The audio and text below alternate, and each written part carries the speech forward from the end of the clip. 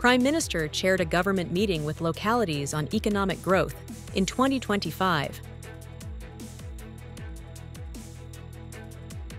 U.S. President Donald Trump says Ukraine should not target Moscow.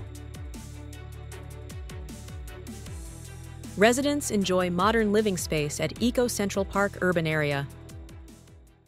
Hello everyone, you're watching today's news on NTV channel. My name is Đăng. Let's get started. On the morning of July 16th at the government headquarters, Prime Minister Phạm Minh Chính led an online meeting with local authorities to discuss economic growth plans and solutions for 2025.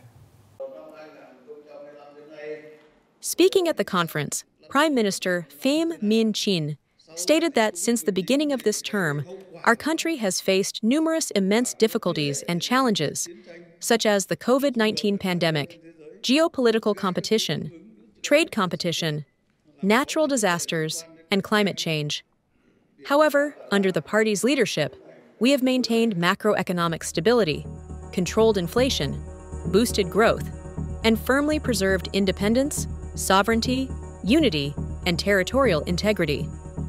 At the conference, Prime Minister Phạm Minh Chính announced that government is setting a specific target. The entire country needs to achieve a growth rate of about 8.5% in 2025. This will create a solid foundation for achieving double-digit growth in the 2026-2030 period, thereby achieving 2 strategic development goals for the 100 years.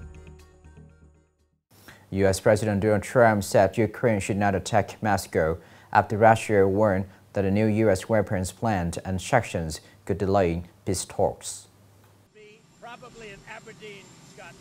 On July 14th, President Donald Trump gave Russia 50 days to strike a peace deal with Ukraine, voicing exasperation with Moscow and announcing that NATO members would supply Kiev with new military aid.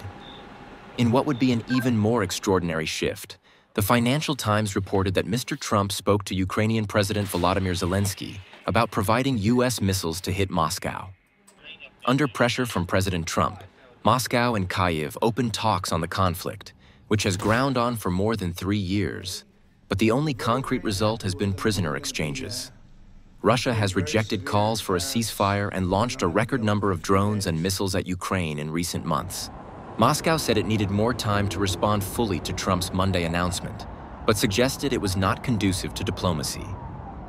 Thousands of Afghans were secretly moved to the UK after British military data leak exposed their identities and raised fears of Taliban attacks. On July 15th, British Defence Secretary John Healey said that a dataset containing the details of nearly 19,000 Afghans who had applied to move to the UK after the Taliban takeover of Afghanistan was released in error in 2022. The data leak prompted the previous Conservative government to establish a secret program to resettle the Afghans, many of whom worked with British forces. At the end of the plan, this settlement program has a total cost of $850 million, $979 million. However, the ultimate cost of the incident is expected to be higher, as the British government is also facing litigation from people affected by the breach. Coming up next are some updated news. The Ministry of Construction has submitted a draft law on civil aviation of Vietnam to replace the current law to the government, according to a report from the government news. Accordingly, the draft clearly designates the Ministry of Public Security as the state management body for aviation security. The draft also clearly delineates the duties and powers of the relevant authorities.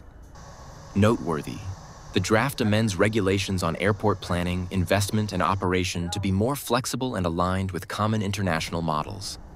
It also encourages all economic sectors to participate in investment, while maintaining the leading role of state-owned enterprises in this key sector.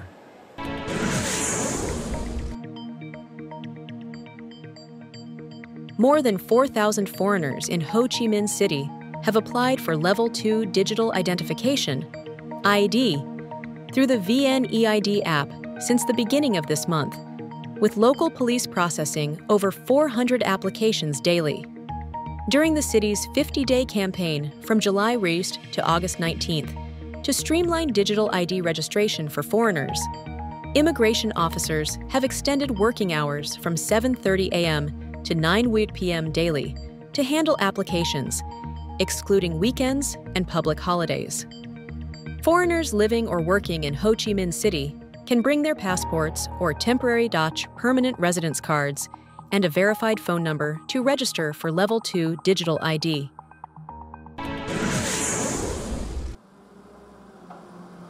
The Ministry of Construction has just approved the Nghệ An Seaport Development Master Plan for the period of 2021-2030, with an investment target of nearly 18 trillion VND.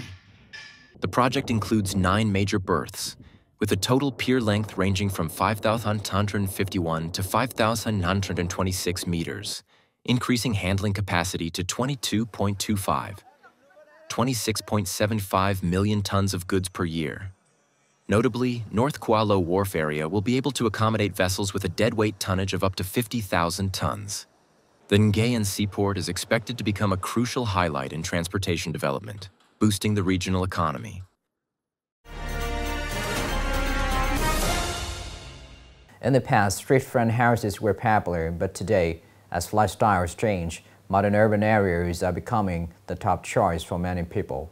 Eco Central Park Nghệ An is more than just a place with luxury homes. It offers a high-quality living environment with unique and enjoyable experiences for residents. Ms. Oan used to live in a street-front house in Truong Vinh Ward, but urbanization made her family's life increasingly suffocating. At the end of 2023, she decided to move to Eco Central Park urban area. Ms. Oan shared that her new place brings her a comfortable life, both physically and mentally. All the staff here are very enthusiastic.